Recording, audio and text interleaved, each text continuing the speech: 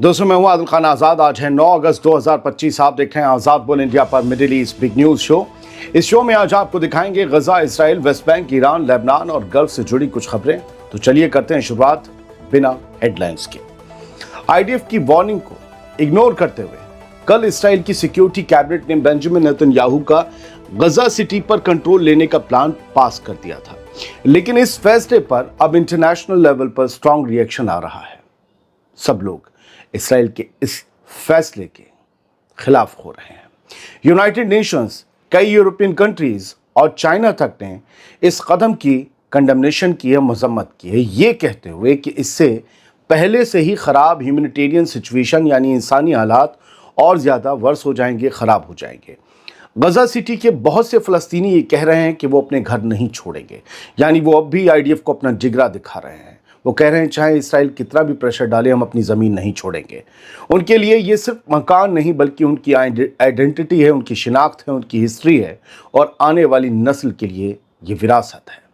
गजा की health ministry के मुताबिक पिछले 24 घंटे में भूख से 4 और लोगों की मौत हो गई, जिससे भुखमरी से रिलेटेड टोटल मौतों का जो आंकड़ा है वो 201 हो गया है। इस बीच इसराइली आर्मी चीफ एयाल ज़ामिर गजा सिटी पर इस कब्जे वाले डिसीजन से बहुत गुस्से में बताया जा रहा है।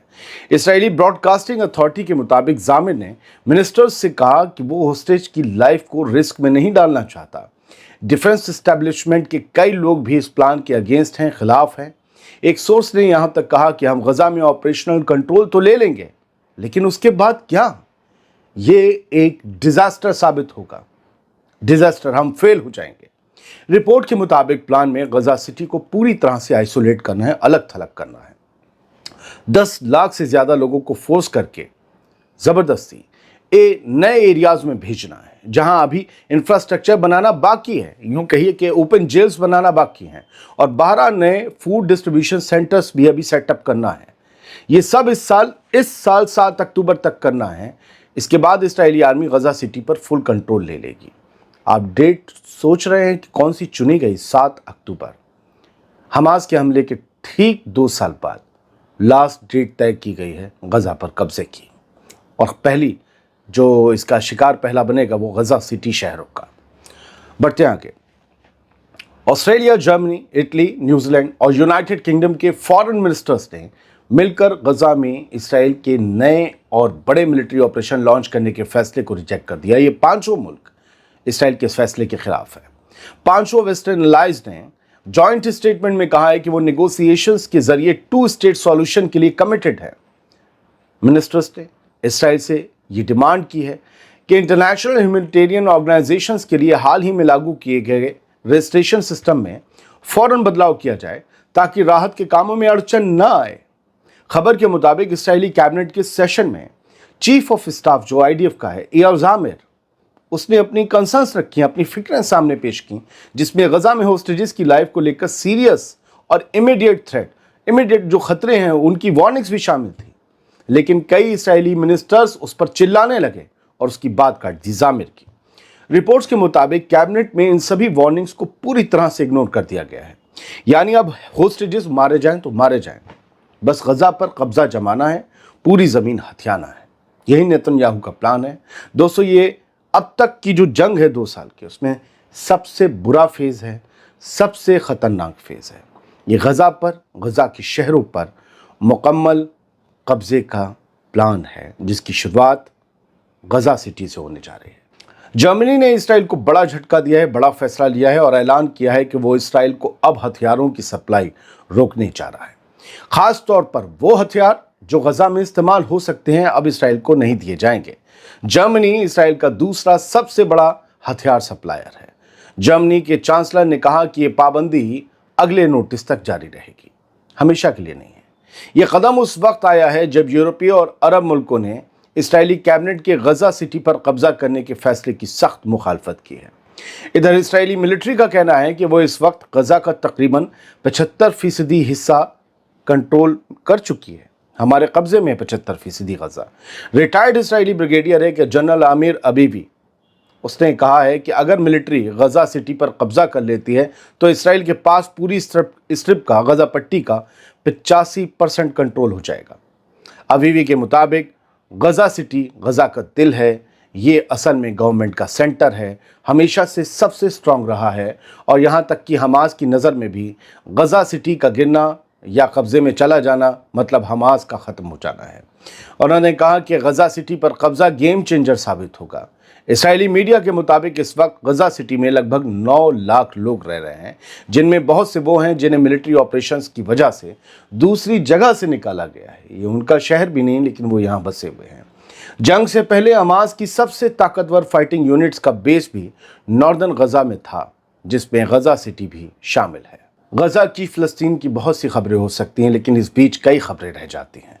लेबनान से एक खबर, हिज़्बुल्लाह के एक senior member of parliament Mohammad Raad ने साफ वार्निंग दी है कि मुकावमत यानी रेजिस्टेंस मूवमेंट यानी हिज़्बुल्लाह अपना हथियार नहीं छोड़ेगी और क्यों नहीं छोड़ेगी, क्योंकि ये खुदकुशी साबित होगी और इससे लेबनान इसराइल के दखल के लिए खुला मैदान बन जाएगा और ये मुल्क की खुद मुख्तारी को सीधा खतरा होगा।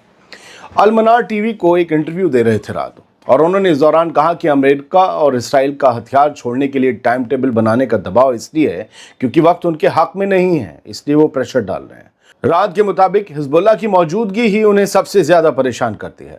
उन्होंने कहा कि हथियार छोड़ना दुश्मन को हमारे अंदरूनी हालात से खेलने का मौका देगा और ये मामला लेबनान इसराइल टेंशन से हटाकर अंदरूनी झगड़ों यानी खाना जंगी में पूरे माहौल को बदल सकता है। राद ने साफ कहा कि जिन्होंने हिज़्बुल्लाह को निहत्ता करने की मंजूरी दी है यानी अपनी गवर्नमेंट पर इशारा किया, कहा कि जिन्होंने मंजूरी दी है या वो तो या नादान हैं या गैर जिम्मेदार हैं या फिर ऐसा गुनाह कर रहे हैं जो हमें मुश्किल रास्तों पर ले जाएगा। यानी लेबनान की हुकूमत और उसकी फौज से ही सीधी जंग का इशारा था हिज़्बुल्लाह की तरफ से, मोहम्मद राद की तरफ से। लेबनान में सब कुछ ठीक नहीं है, बहुत गड़बड़ है, माहौल बहुत गर्म है। बढ़ते आगे, ईरान से खबर है। ईरान और मिस्र के वज़ीर ख़ारजा फॉरेन मिनिस्टर्स ने इस्लामी ममालिक से एकजुट कार्रवाई की अपील की है ताकि गज़ा में इसराइल के नस्ली क़त्ल-ए-आम जैसे जुर्म को रोका जा सके। ये खबर आप पढ़ते रहिएगा। उन्होंने कहा कि ज़ायनी फोर्सेस को साउथ लेबनान से निकलने पर मजबूर किया जा सके, ये भी हमें देखना होगा। दोनों मिनिस्टर्स ने एक टेलीफोनिक बातचीत में ईरान के वज़ीर ख़ारजा अब्बास अराग़ची और मिस्र के वज़ीर ख़ारजा बद्र अब्दुल अती ने इलाक़ाई और आलमी सूरत हाल पर गुफ्तगू की। दोनों ने गज़ा में जारी इसराइली नाकेबंदी के तहत बिगड़ती इंसानी सूरत हाल और ज़ायनी हुकूमत के पूरे गज़ा पर फ़ौजी कब्ज़ा बढ़ाने के मंसूबे पर फ़िक्र का इजहार किया। अब्बास अराग़ची और अब्दुल अती ने इस्लामी ममालिक से मुतासिर और ठोस कदम उठाने, गज़ा में क़त्ल-ए-आम रोकने और फ़ौरन इंसानी मदद पहुँचाने पर जोर दिया। दोनों मिनिस्टर्स ने लेबनान की ताज़ा हालत पर भी बात की और इस बात पर इत्तफ़ाक़ किया कि लेबनानी सियासी जमातों यानी कि वहाँ की पॉलिटिकल पार्टीज़ में एतमाद और अंदरूनी हम आहंगी यानी कि कोऑर्डिनेशन कायम रखा जाए और ऐसे कदमों से बचा जाए जो अंदरूनी टेंशन्स को हवा देती हैं। बढ़ते आगे, बात हूथीज़ की। यमनी आर्म फोर्सेस यानी हूथीज़ ने जुमे की रात को ऐलान किया, बल्कि सैटरडे की सुबह को, कि उनकी ड्रोन एयरफोर्स ने 3 अहम फौजी कार्रवाइयाँ अंजाम दी हैं, जिनमें 3 इसराइली टारगेट्स को निशाना बनाया गया। इनमें याफा इलाके के लुद एयरपोर्ट और कब्ज़ाए गए फ़लस्तीन के बिर असबी और अस्कलान इलाकों में 2 अहम टारगेट्स शामिल थे। यमनी अफवाज के यमनी आर्म फोर्सेस के स्पोक्सपर्सन ब्रिगेडियर जनरल याहिया सारी ने ये अपने बयान में दावा किया कि ये तीनों ऑपरेशंस अपने मकसद में कामयाब रहे, यानी उन्होंने अपने टारगेट अचीव किए। याहिया सारी ने कहा कि ये कार्रवाई मजलूम फ़लस्तीनी आवाम की मदद और नस्ली क़त्ल-ए-आम और भुखमरी के जुर्म का जवाब है। बयान में अरब और इस्लामी ममालिक से सवाल किया गया कि अगर आज आप अपने फ़लस्तीनी भाइयों के साथ खड़े नहीं होंगे जब वो भुखमरी झेल रहे हैं, तो आखिर आप कब खड़े होंगे? याहिया सारी ने कहा कि हम ऐसे नस्ली क़त्ल-ए-आम का सामना कर रहे हैं जिसे तारीख़ कभी नहीं भूलेगी और तारीख़ बुज़दिलों और साजिश करने वालों के किरदार को भी कभी माफ़ नहीं करेगी जिन्होंने गज़ा में क़त्ल-ए-आम को अंजाम देने में मदद की। याहिया सारी ने कहा कि हम गज़ा के साथ खड़े थे, मज़लूम फ़लस्तीनियों के साथ खड़े थे, हम उनके साथ खड़े रहेंगे और इसराइल को जाने आने वाले जहाज़ों पर हम अपने ऑपरेशंस अंजाम देते रहेंगे। गज़ा के ताज़ा हालात को लेकर जो बिगड़ रहे हैं, उनको लेकर आज ایک یونائٹڈ نیشن سیکیورٹی کاؤنسل کی ایمرجنسی میٹنگ ہونے والی ہے۔ اب اس ایمرجنسی میٹنگ میں کیا فیصلہ ہوتا ہے اور کوئی ایسا پروپوزل ہوتا ہے پاس جسے امریکہ ویٹو کر سکتا ہے تو وہ کرے گا۔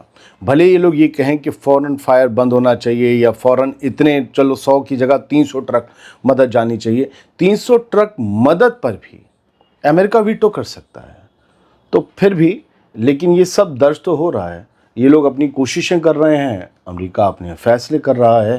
اور ایک یہ خبر ہے ایران سے کہ ایران نیڈس ڈگنیفائڈ پریزرونس انشیکیبل ڈیفنس، مطلب لگاتار ان کے جو پریسیڈنٹ ہیں مسعود پزشکیان، وہ کہہ رہے ہیں کہ ہمیں ضرورت ہے پوری طریقے سے ایک مضبوط ڈیفنس کی، اور مطلب جو ہے ہماری عزت، ہماری تاریخ، ہماری سیکیورٹی، ہر چیز پر ہمیں کام کرنا ہوگا۔ ایران کی ایماندار جو صاف گوئی ہے اس کی بھی انہوں نے تعریف کی، لیکن انہوں نے کہا کہ ہمیں اپنے آپ کو اب اور مضبوط کرنا ہوگا کیونکہ ہمارا دشمن بھی کمزور نہیں ہے، لہٰذا ہمیں بھی کسی غفلت میں نہیں رہنا ہے، اور دشمن کی غفلت کو تو ہم نے ختم کر ہی دیا ہے۔ بہت بہت شکریہ، سلامت رہیے، خوش رہیے۔